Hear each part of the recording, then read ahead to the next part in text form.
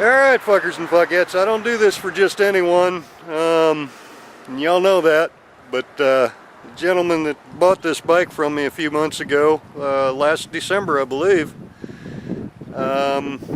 he had knee surgery and can't ride anymore, so he's wanting to sell it, and this is a really nice example of an old Honda CB350.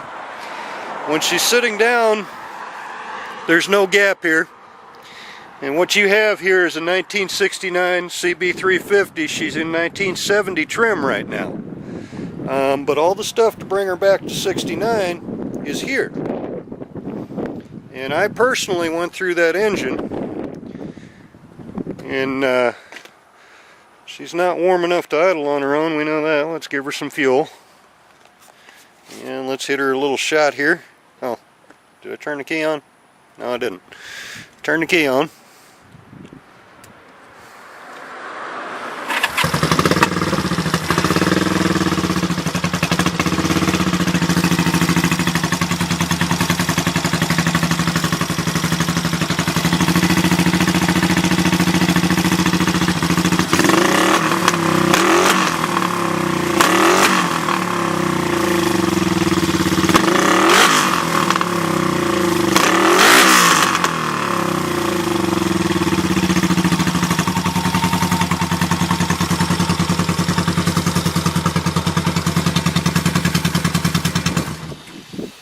Now for what he wants for the bike, I'm not a player in this because I've already got all of mine. I've got my 69 through my 72 and I've even got a 68.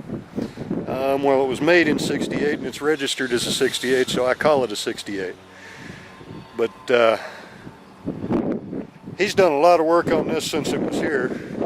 And actually this wasn't here. If y'all remember right, the videos on this one, I did those when I had lost my house and I was over at Dennis's before I got my house back.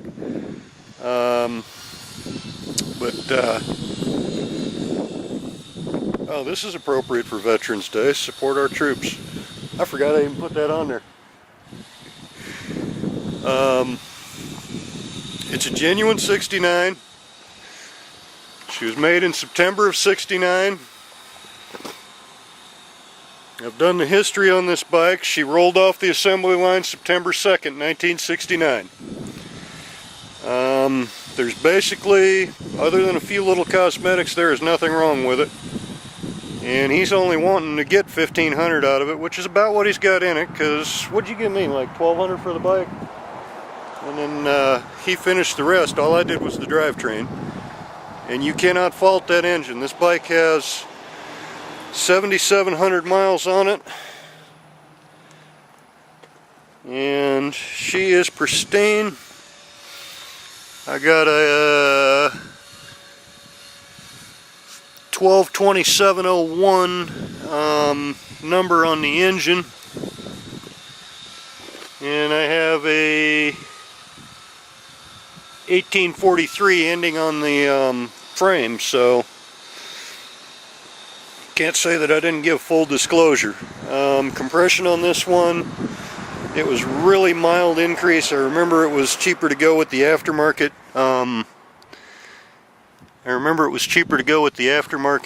Pistons than it was to go with stock ones, and I like the Wiseco's better anyway. They last longer. He's got spare tank. He's got spare side cover. He's got the original 69 headlight bucket. He's got a couple of sets of gauges. This one looks like it's from that's from the 70 that I used as a parts bike. Spare toolbox, spare air filter boxes, spare air filters. He's got the original 69 side covers. He's got 2 spare seat covers. The emblems for these side covers are here. He has the original manual. I mean, somebody doing some shit on eBay can make themselves a pretty good chunk and probably end out with a free bike out of the deal and a little profit too, just by what he's got for spares. All the original bolts, lights, everything's here. And you can't fault the bike. I'm gonna try, and if I feel good enough later, I'm gonna put a camera on the handlebar and take her for a ride later. But the man's name is Bill Lomax. You can call me 941-451-4318, and I can call him, or you can call him directly, and his phone number is 941-662-5226. And anything that you've noticed riding the bike around, good or bad?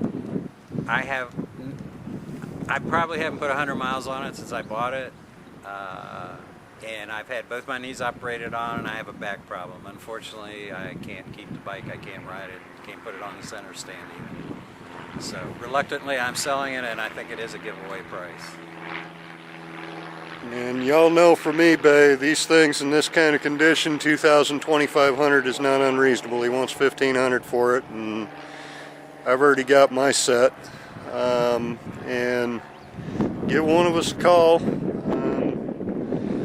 He is definitely wanting to get it sold, and it's a shame to see it go. I mean, but at least this way somebody will be able to enjoy it and have fun with it. And like I say, I don't do this for just anyone, so don't y'all be bringing yours up here wanting me to sell them. If I personally haven't turned wrenches on it and don't know the bike, I'm not going to recommend it. So, but you're still welcome to bring them around, and I'll show them off to folks for you. I mean, if you got something cool, and I think it's cool enough to make my YouTube channel, hell, you know me, I'll break out a camera and get it up there. So, alright, we'll holler at y'all fuckers and fuckheads later.